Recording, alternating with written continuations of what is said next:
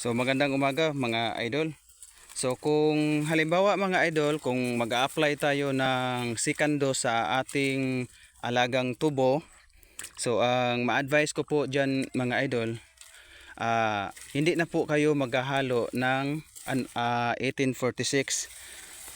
Ang ihalo, ang gagawin nyo lang po idol, ang iabono nyo, solid na po siya na urea pag magsisikandos ka po mga idol. Kasi hindi na siya kailangan mga idol na paparamihin mo pa yung saha niya, na lagyan mo siya ng 1846. Ang 1846 kasi mga idol, pamparami ng saha yun, pamparami ng puno ng tubo. So ang gagawin na lang natin mga idol, mula doon sa pag-apply mo ng abono, first dose mo mga idol, halimbawa ngayon mag-a-apply ka ng abono ngayon. So natapos mo man ngayon o natapos mo man bukas, depende kasi yan sa tagal na yung pag-aabono mga idol, lalo na kung malaki pang malakihan or maliit man lang yung yung tubuhan niya. So ganito lang siya mga idol ang pag-apply ng abono. Kung natapos niyo na nga, ngayon kayo natapos mga idol sa pag-apply ng abono, magbilang kayo ng 35 days bago kayo magsisikandos. Kasi bakit 35 days? Noong nag-apply tayo ng abono, yung abono na kinakain ng tubo, nandun pa yun.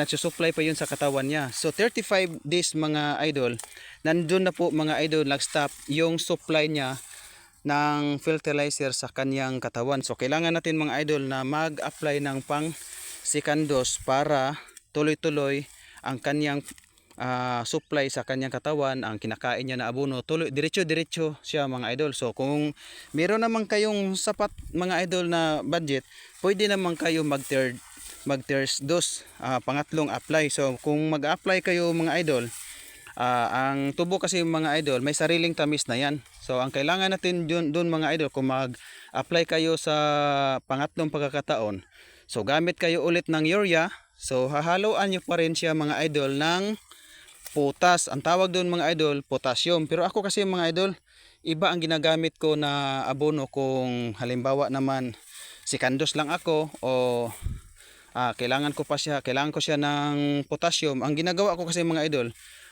hinahaluan ko siya na triple 14, yung tinatawag natin na complete. Kasi yung triple 14 mga idol, nandun na po yung tinatawag natin urea, nandun na po yung tinatawag natin na 1846, nandun na po yung tinatawag natin na potassium. Yung potassium kasi mga idol, siya po ang nasusupply sa katawan na para siya ang magbigay ng tamis ng ating tubo. So ang ginagawa ko mga idol, kung magsisikandos ako, sinasabi ko kanina na urea lang ang ginagamit ko, pwede din tayo mga idol gumamit ng triple 14 na tinatawag natin complete doon sa sikandos. Pero kung magsisikandos ka, kung sapat talaga yung budget mo, so solid lang na urea. Pero kung third dose ka na, mag-apply ka na ng tatlong pagkakataon, so ang iba doon mga idol, ang ginagawa nila solid na lang na putas ang inaabono nila, lalo na yung tubo natin, tubo namin na meron ng nakikitang puno. Kasi doon na kasi siya mga idol na papunta na sa pagka-matured niya, doon na po siya naghahakot ng tamis. Dagdag tamis sa kanyang katawan kasi may sarili naman talaga yung tamis yung tubo natin. So magdadagdag siya ng tamis sa kanyang katawan, yung trabaho ni potassium. So mga idol, hanggang dito na lang yung video ko, at maraming salamat sa pakikinig at saka sa aking pagbabahagi sa aking kaalaman dito. At maraming salamat, and bye bye, and God bless you all. Bye bye mga idol.